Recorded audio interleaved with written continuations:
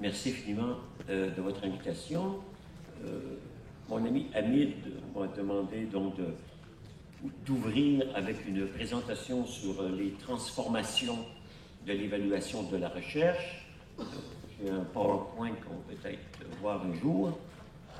Et je pense qu'il est important de rappeler, lorsqu'on parle d'évaluation, et comme on l'a mentionné dans les discours d'ouverture, l'évaluation est maintenant sur toutes les bouches. On parle partout d'évaluation. L'évaluation de la recherche, que j'appelle même la fièvre de l'évaluation, c'est quelque chose de relativement récent, qui date des années 2000 et qu'il faut mettre en perspective historique pour comprendre les transformations structurelles qui expliquent qu'aujourd'hui, on donne tant d'importance à la question de l'évaluation. Donc, c'est toujours utile quand même de rappeler que l'évaluation de la recherche ne date pas des années 2000, mais que l'évaluation de la recherche est inséparable de l'émergence et de l'institutionnalisation de la recherche scientifique au XVIIe siècle. Un exemple que j'aime montrer, c'est que dès la création des publications scientifiques à la Société royale de Londres en 1665, le grand savant pour nous, Isaac Newton, a soumis un article en 1672 sur le spectre de la lumière. Et il a été évalué par les pairs. Et à l'époque, son père était Robert Hooke, et comme tous nos collègues, Robert Hooke a été critique de la publication de son collègue Newton, qui pour nous est un grand savant révolutionnaire, mais à l'époque est un chercheur qui soumet sa publication. Donc, il faut rappeler que l'évaluation, c'est d'abord l'évaluation par les pairs de la publication scientifique. Et que c'est le point de départ de l'institutionnalisation de la science. Et ça a pris du temps à institutionnaliser la forme actuelle de l'évaluation, à tel point qu'en 1936, alors qu'Albert Einstein est installé aux États-Unis, il soumet un papier, une publication sur les ondes gravitationnelles à la revue Physical Review. L'article est évalué de façon anonyme par un de ses collègues, mais Einstein n'est pas habitué à cette idée d'être évalué par un texte anonyme qui lui dit d'ailleurs que son texte est erroné et qu'Einstein s'est trompé dans ses calculs. Donc Einstein reçoit la lettre et se dit « Mais à qui j'ai donné la permission de faire lire mon article par quelqu'un qui est anonyme et qui en plus me dit que je me trompe. » Donc, il retire son article de la revue, mais il tient compte des corrections et le soumet à une autre revue avec la correction incluse. Donc, il tient compte des remarques et cette anecdote est très importante parce qu'elle rappelle que l'évaluation par les pairs, c'est un système social qui permet d'éviter les erreurs flagrantes. Si Einstein avait publié en 1936 dans Physical Review son article, il aurait publié un article erroné et ensuite les chercheurs auraient critiqué publiquement son erreur et Einstein aurait perdu la face. Or, l'évaluation anonyme par les pairs nous permet de corriger avant la publication et même si Einstein n'était pas content de se faire dire qu'il s'est trompé, il a accepté de faire des corrections et il a publié, non pas dans Physical Review, mais dans le Journal of the Franklin Institute, un article en 1936 sur les ondes gravitationnelles, qui par hasard, comme vous le savez, on a découvert en 2016, après 100 ans de prédiction, Einstein avait calculé et il avait découvert en 1936 qu'il n'y avait pas d'ondes gravitationnelles. Et c'est grâce à H.P. Robertson qui a démontré qu'il s'est trompé dans ses calculs et au contraire, il existe des ondes gravitationnelles. Donc, il a changé de titre de son article et il a appelé son article On Gravitational Waves. Et donc, l'évaluation par les pairs, c'est fondamental, c'est le pilier de la recherche scientifique. Il faut aussi rappeler qu'aujourd'hui, donc depuis une centaine d'années, on peut non seulement parler d'évaluation de la recherche, mais on peut parler de surévaluation de la recherche. Pourquoi? Parce qu'on a de l'évaluation dans la plupart des pays des enseignants. On a l'évaluation, on vient de voir, des publications scientifiques. On a aussi l'évaluation des chercheurs pour les promotions. Lorsqu'on veut passer de agrégé à titulaire, on est évalué par les pairs. On a d'évaluation pour des demandes d'octroi de recherche. Tous les pays ont des organismes de recherche auxquels on demande des octrois. La National Science Foundation, le Conseil de recherche en sciences humaines du Canada, l'Agence nationale de la recherche en France. Et donc, les chercheurs soumettent des projets et sont aussi évalués par les pairs. Et on a aussi l'évaluation des départements. À chaque 10 ans, on va demander à un département de nous dire quel est l'état de sa recherche. Et derrière un département, il y a des chercheurs. Donc, évaluer un département, c'est encore une fois évaluer les programmes d'enseignement. Mais évaluer les programmes d'enseignement, c'est aussi évaluer les professeurs. Parce que si les professeurs ne sont pas bons, on peut difficilement imaginer que les programmes d'enseignement sont bons. Donc, vous voyez qu'il y en a beaucoup d'évaluations. Et on évalue même les revues savantes. Parce que chez nous, par exemple, on a un organisme qui donne des octrois aux revues. Et pour évaluer les revues, qu'est-ce qu'on fait? On se demande si les articles qu'ils contiennent sont de qualité. Donc, on évalue encore une fois les chercheurs. Et maintenant, comme vous savez, depuis 2000 environ, autour de 2000, ça commence un peu aux États-Unis avec US News and World Report, on a des classements des universités et indirectement, donc, l'évaluation des universités. Donc, quand on parle d'évaluation, c'est utile de rappeler que les chercheurs sont probablement la profession la plus évaluée constamment, régulièrement, plusieurs fois par année. Donc, ce n'est pas quelque chose de nouveau dans la pratique. Et vous avez fait effectivement ce système-là, c'est que si vous passez à travers l'évaluation par les pairs, qui sont vos ennemis, vous allez avoir votre papier accepté, votre octroi de subvention accepté. Donc, c'est un processus très difficile, et ceux qui se font refuser leur article le savent très bien. J'ai soumis récemment un texte, donc il y a 6 mois, une revue, et j'ai reçu la semaine dernière le rapport qui me dit que mon article est mauvais, et donc il est refusé. C'est des choses qui arrivent. Mais on a eu une transformation importante des mécanismes d'évaluation. Pendant, en gros, 3 siècles, de Newton, en gros, jusqu'aux années 80, 3 siècles, le système était relativement stable. On envoyait un article, on recevait le rapport, on corrigeait, on publiait. C'était assez simple. Mais, donc, jusqu'aux années 80, en gros, on peut dire que l'évaluation par les pairs était effectivement le mécanisme qualitatif dominant, que ce soit pour les promotions de chercheurs universitaires. Vous recevez, ça m'arrive aussi, un rapport de l'université qui nous envoie les publications, les livres d'un chercheur, qui demande la promotion, et on me demande de faire une lettre de 2-3 pages pour dire si oui, je crois que mon collègue mérite la promotion. Donc, c'est un processus qualitatif qui m'oblige à regarder les publications, les volumes dans le cas des sciences humaines, et dire oui, c'est un livre important qui a contribué à l'avancement des connaissances dans le domaine de l'histoire des sciences, et que donc mon collègue à l'université X mérite la promotion, etc. Il demande à 5 individus différents. Donc, c'est vraiment qualitatif. Donc, la nouveauté qui nous réunit aussi, c'est effectivement la montée des mesures quantitatives. Donc, d'où ça vient, ça? Et quand on parle de mesures quantitatives, on pense le plus souvent, bien sûr, à des biométries. On peut penser à scientométrie lorsqu'on mesure les inputs de la recherche, les investissements R&D, et qui sont beaucoup plus anciens, qui datent du milieu de l'année 1960. C'est l'OCDE qui lance le programme des politiques scientifiques nationales, et donc qui font de la politique nationale de la France, du Canada, de tous les pays, et qui mesurent des investissements R&D.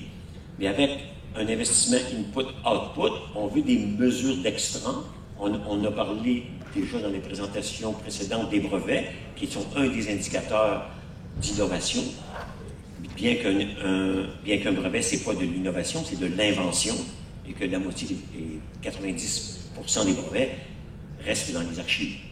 C'est une minorité qui vont devenir des licences et qui vont donner de l'innovation au sens économique du terme. Et donc, pourquoi on a ce passage au quantitatif? Ça se passe au milieu des années 1970. Autour de 1975, on a non seulement le changement économique des premières crises économiques, mais on a justement la saturation du développement de la recherche. Les 30 glorieuses de 1945 à 1975 sont terminées. On a donc une stabilisation des investissements en recherche. Avec la crise économique qui s'ensuit, ça veut dire l'émergence d'un nouveau discours de rationalisation des investissements, parce qu'on ne peut pas investir dans tous les domaines, les ressources étant limitées. Dans les années 60, on développait parallèlement plusieurs programmes en compétition parce qu'on avait les moyens. Pensez à la fusion nucléaire, on avait la fusion par confinement magnétique et on avait la fusion par laser. Dans les années 2000, on a coupé, on s'est concentré sur un des deux parce qu'on a moins d'argent. Donc, on s'est dit, il faut analyser la recherche et un des indicateurs, ça a été non seulement le nombre de publications qui mesure la quantité, mais l'idée que les citations sont peut-être le proxy le plus proche de ce qu'on peut appeler la qualité de la recherche. Bien que sur le plan strictement sociologique, la citation est une mesure de la visibilité. Si vous avez beaucoup de citations, c'est que vous êtes visible dans le champ scientifique. Vous pouvez être visible pour plusieurs raisons. Pour de bonnes raisons, pour de mauvaises raisons.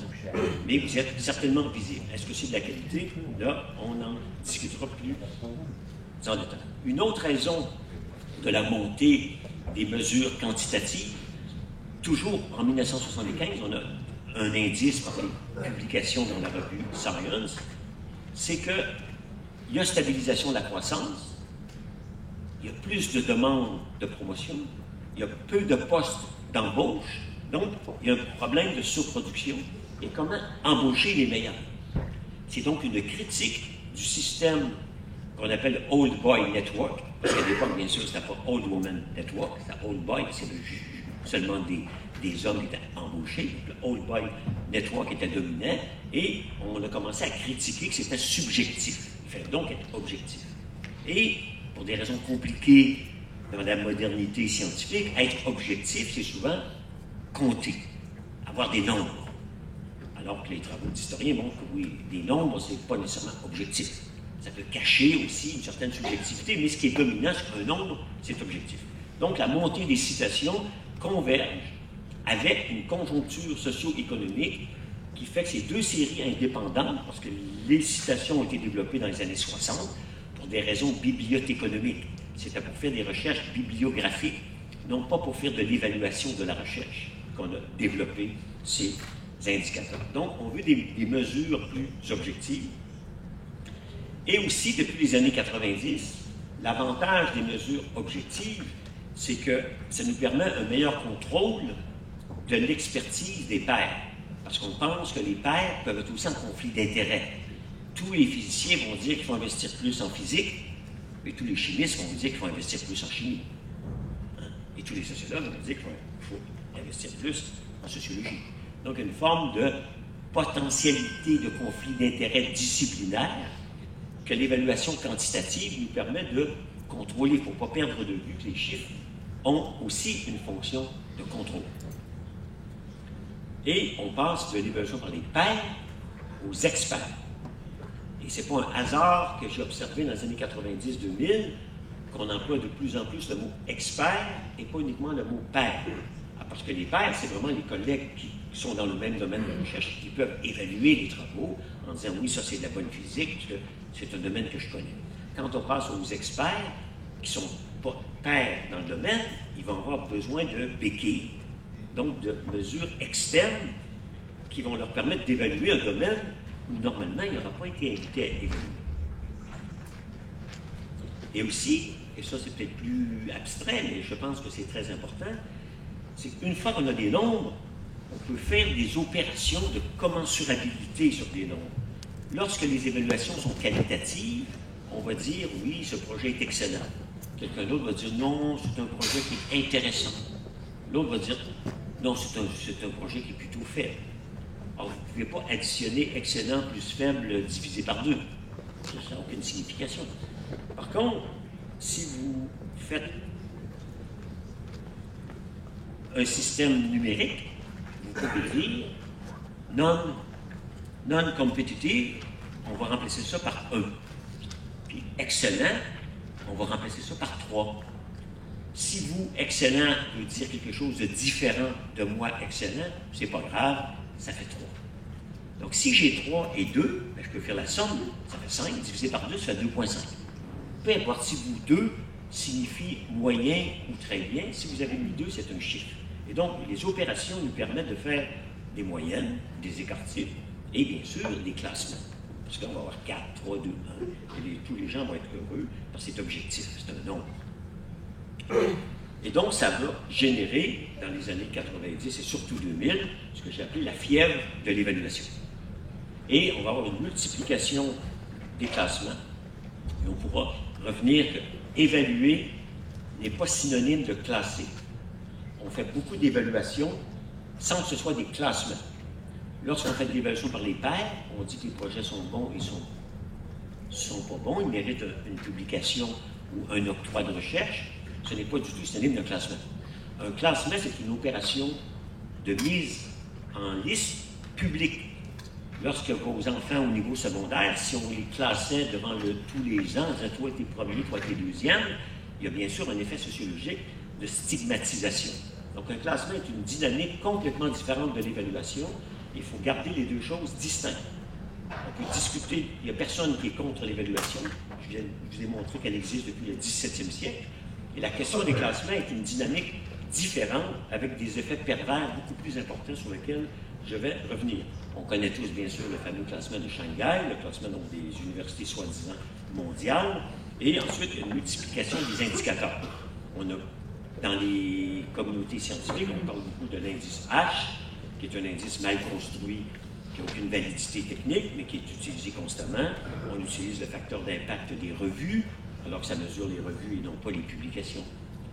Et on a même, j'ai découvert récemment un nouvel indice qui est paru, qui est l'indice K. Donc on multiplie tous les indices sans se demander quelle est nécessairement leur validité, et ce qui, bien sûr, a donné lieu à un college ranking racket, donc c'est-à-dire une multiplication non seulement des classements, mais des tentatives de manipulation des classements. Parce que, bien sûr, lorsque vous avez un indicateur, les êtres humains n'étant pas des électrons, ils peuvent répondre à l'indicateur et s'adapter pour répondre à la demande. D'où les effets pervers. Et il y a eu plein de classements. Il y en a qui me fait un peu rire, qui existe depuis 2011, le classement des universités vertes, Green Universities. Hein? Il y a toutes sortes de classements. Et donc, c'est fait pour qui? C'est fait en partie pour le marketing des universités. Et ainsi, par exemple, chez nous, au Québec, l'université de Sherbrooke était classée très élevée, la première au Canada, dans le classement des universités vertes. Donc, le système de marketing a dit oui, l'université de Sherbrooke est très bien classée dans le classement des universités vertes. Maintenant, vous allez vous demander, qu'est-ce que ça veut dire? Est-ce que les professeurs sont bons? Est-ce que les chercheurs publient bien? Est-ce que les étudiants apprennent des choses? Le classement de l'université verte ne vous dit pas. Il vous dit simplement que l'université est verte. Et donc, il faudra peut-être aussi évaluer les évaluations. Et paradoxalement, on va sûrement revenir sur cette question, mais on parle beaucoup d'évaluation, mais je vois très peu d'évaluation des évaluations. Et je pense qu'il est très important parce que ça correspond à un domaine qui s'est développé depuis les années 80 dans les hôpitaux, dans les systèmes publics, les années 90 dans les universités, qui est le nouveau management public, New Public Management, qui est une approche qui est fondée sur cette idée de reddition de comptes. Il y a des investissements, il est rationnel de rendre des comptes. Personne n'est contre cela, c'est rationnel. Il faut que ça soit efficient. On veut s'assurer que pour un input donné, on a le maximum de output. Ça aussi, c'est très bien. Et on veut que ça soit transparent, ce qui est aussi normal. Ce qui est très intéressant, c'est que les trois principes du nouveau management public ne sont pas, à ma connaissance, appliqués au classement universitaire. Or, si on les applique à l'évaluation, on s'aperçoit que ça pose des problèmes majeurs, que l'évaluation coûte très cher pour une efficience discutable. Un exemple très concret, vous connaissez tous, bien sûr, le Research Assessment Exercise qui a été mis en place sous Thatcher en Angleterre au milieu des années 80 et qui, au milieu des années 2000, a été remplacé par le REF, le Research Excellence Framework. Donc, on est passé de assessment, qui est trop évaluation, qui a l'air bureaucratique, à excellence. Donc, bien sûr, tout le monde est pour l'excellence, que c'est la même chose. Au fond, ils ont changé le nom. Et lorsqu'on se demande quel est l'effet du Research Assessment Exercise, il est le suivant, c'est qu'on a investi en 2014 250 millions de livres sterling pour le résultat, que je cite, qui nous dit que, au fond, en Angleterre, 75% des universités britanniques sont excellentes, et je cite, excellentes au plan international, 46%, ou leader mondial. Faites la somme, ça fait 76%. Donc les 3/4 des universités britanniques sont de niveau mondial. 20% sont même reconnus au plan international. Maintenant, on est rendu à 95%. On investit 250 millions de livres sterling pour conclure que plus des 3/4 des universités britanniques sont de niveau mondial. Je pense que c'est un peu cher payé pour nous dire qu'on est tous excellents et très bons.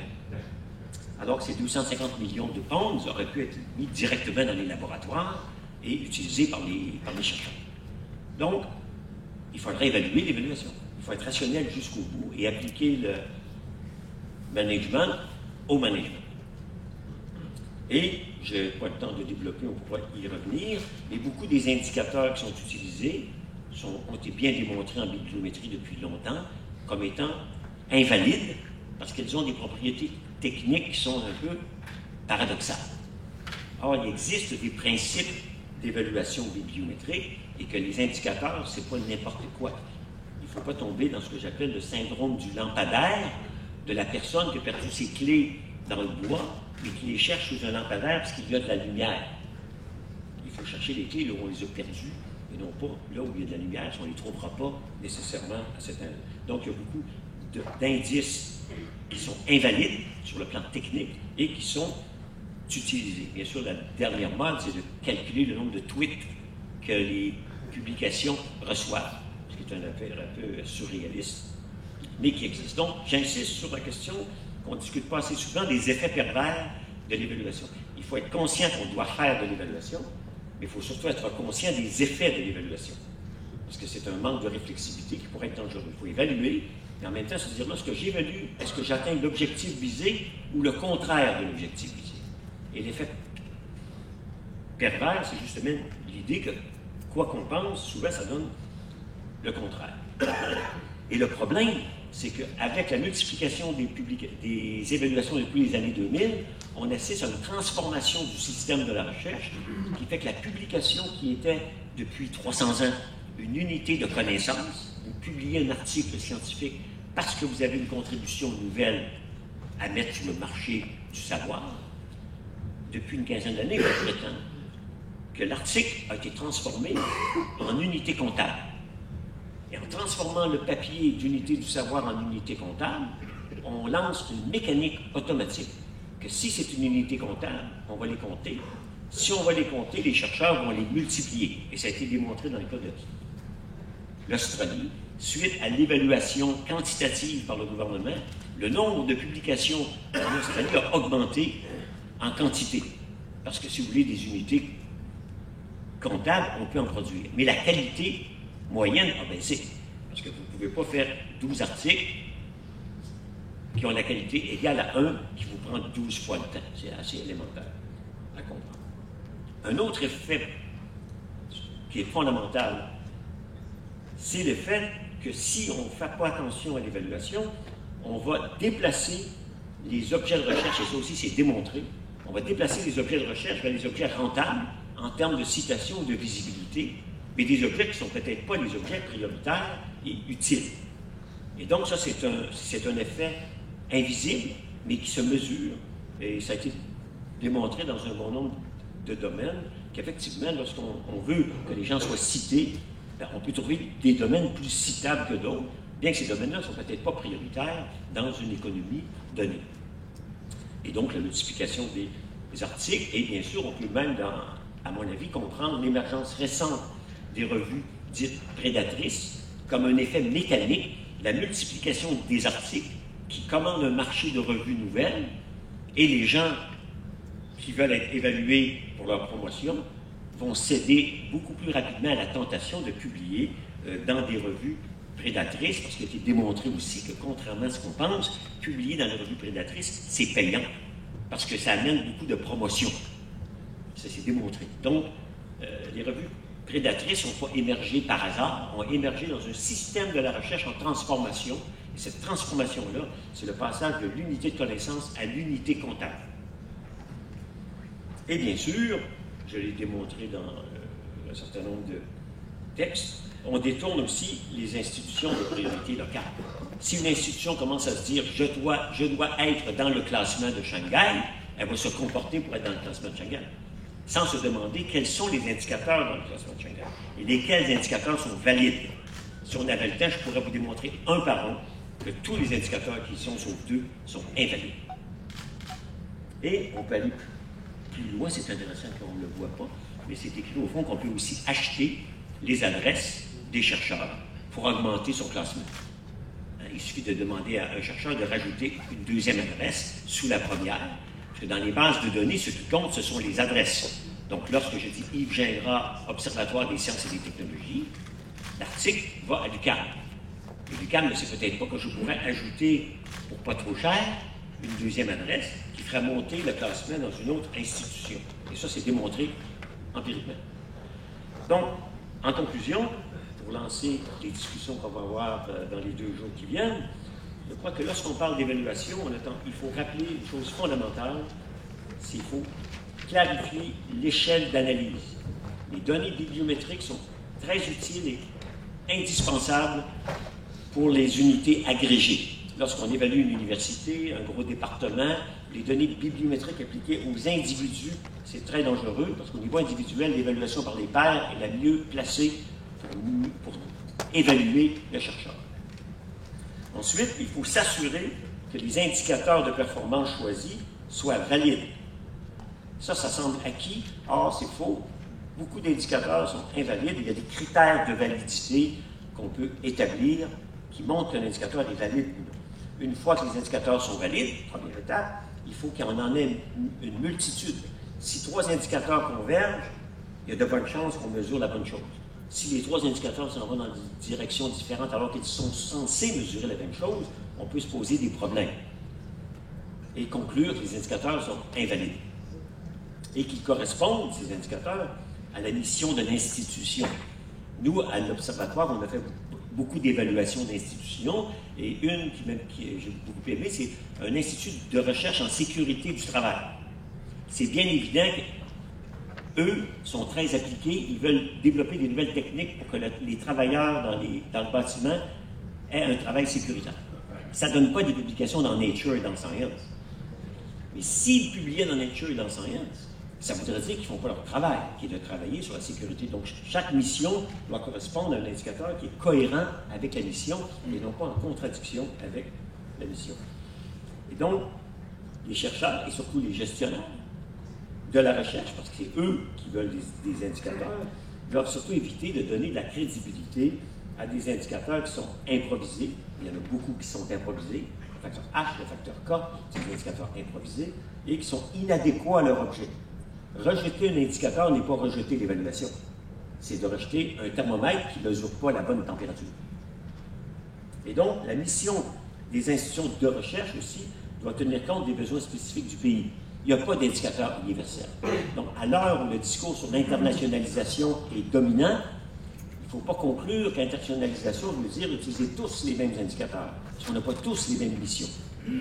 Et donc, les indicateurs doivent être choisis en fonction de la mission spécifique et non pas importés ou copiés en fonction des modes soi-disant internationaux. Et donc, il faut aussi limiter la montée du marketing et des communications dans les institutions, parce que ce sont eux souvent pour qui toute pub est bonne. Donc, si un classement nous place bien élevé comme l'Université de Sherbrooke, on l'utilise de façon, parfois, il faut le dire, cynique. Donc, la morale, que je vais emprunter à Albert Einstein, dit que tout ce qui peut être compté ne compte pas nécessairement, et que tout ce qui compte ne se compte pas nécessairement.